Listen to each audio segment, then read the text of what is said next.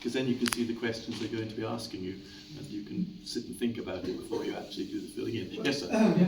Well, we've been asked to give our views about the pathways. Yep. Is there also data that gives us information about the growth of the number of flights? Because seeing the pathway, that's one thing, Yeah. but if it's slightly disadvantaged to where you live, but the growth's like 200%, Yeah. that might become much more significant. I agree. On these ones here, they have tried to project the number of flights they think there might be in 2036. I don't know how accurate they can predict beyond that, but I mean, sadly the airport is a commercial enterprise, and they will try to run as many flights as they possibly can to make as much money as they can. So unless that changes, which interestingly, in England, Gatwick, Heathrow and Stansted are what are called designated airports, and they get far more government control because of that. And there are those who are saying, well, Edinburgh really should be a designated airport as well. If it's a designated airport, I don't know whether it be the Scottish government or the Westminster government could say, well, we're limiting the number of night flights you can have, for instance. I mean, just now, if Cheapy Airways wants to run planes to Benidorm all through the night, there's nothing to stop them. So, are you saying that in general, this proposal with the new flight will actually make things quieter? It'll make individual planes quieter, yes, because they're going to be higher up. There will be more, but there will be probably more of them, yes. And how much it's going to affect you depends on what I'm being told about how well they can keep to that central line.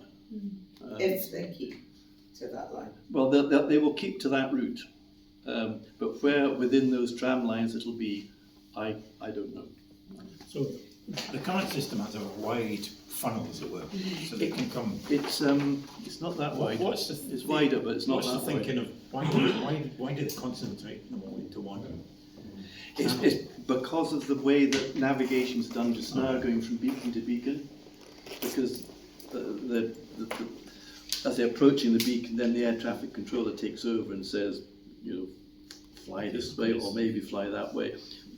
They're trying also to line them up so they land 2 minutes apart just now. So that's what the air traffic controls are trying to do, and make sure it is just 2 minutes apart and not 2.5 minutes apart, because they want to land as many planes as they can, because then as many planes can take off again. And they've got to leave a gap in between them, so between landing, so something can take off. Yes, ma'am.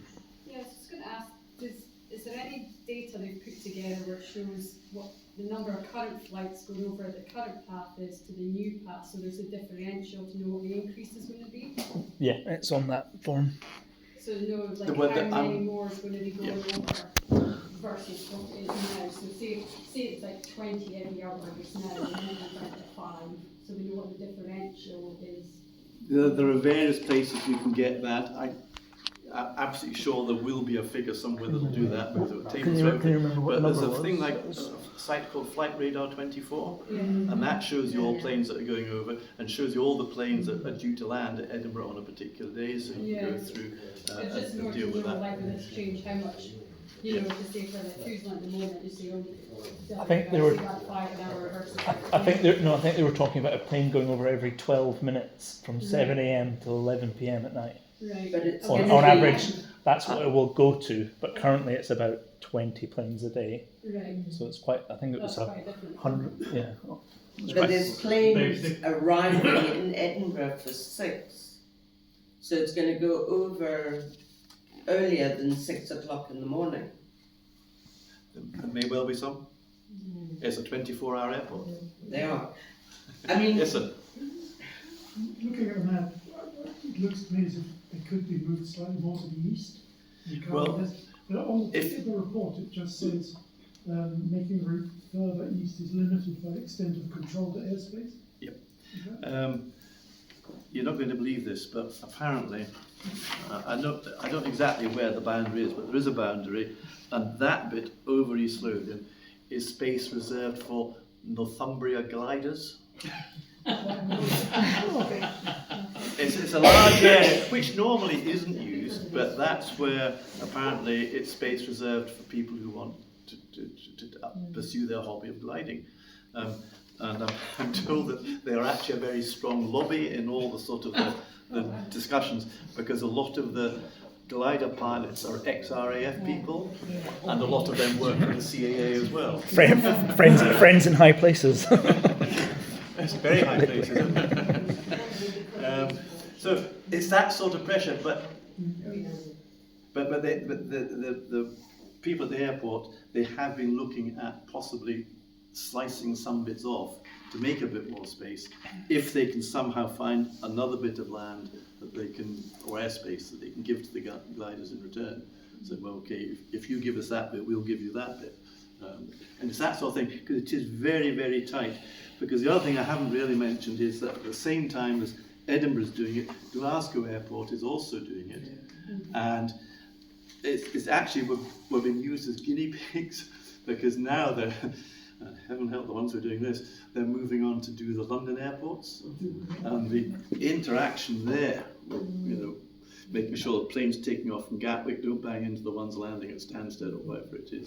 And there's a lot of, well, the reason they got rid of the hole that was there, the present system, was that it was difficult just now anyway, because apparently Glasgow and Edinburgh had to keep phoning each other up to say, I want to use the hold area. Have you got a flight going through there soon? It was really, it sounded quite scary.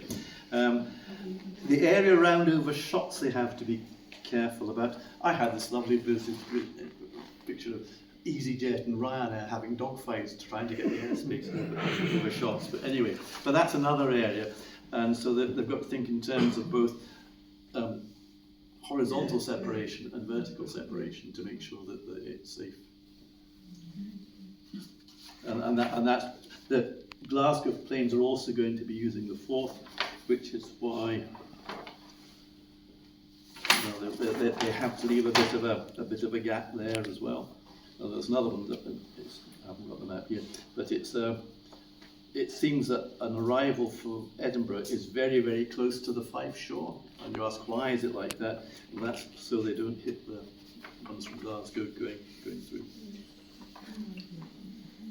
Yes? I'm trying to understand the basis on which you can object, and it seems to me if you're in a big town, we'll avoid you.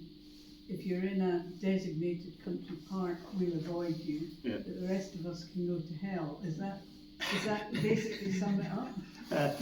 No, and again, I'm going to say in defence of the guy from Newcastle who Edinburgh Airport brought in, which I think has been their best move ever, because the previous lot were, well, I better not say that, it's a public meeting, you might report me. But no, the guy from Newcastle has been really, really good, and he really is trying to avoid as many people as he can. Inevitably, because planes have to fly somewhere, he's not going to avoid everybody. But he has tried to do the best he can. Given that he is restricted by, what I told at the beginning, the Air Navigation Guidance 2017, these are the rules he has to work to. And I don't know if you noticed when I was reading it out, it's the total people who aren't affected. And when you consider there's, I don't know, Councillor Smell, you might know, 100,000 people in Midlothian? Almost 100,000. Let's say in where they were going before, over Gore Bridge, Mayfield, Newton Grange, I don't know, 80,000. And what's the total population of Tyne Norton? 80,000 or whatever.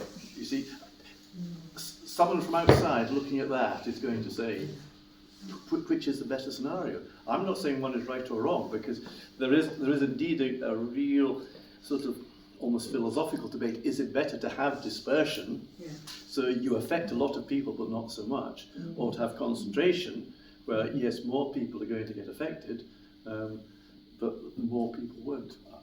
I don't know. It's an ongoing argument.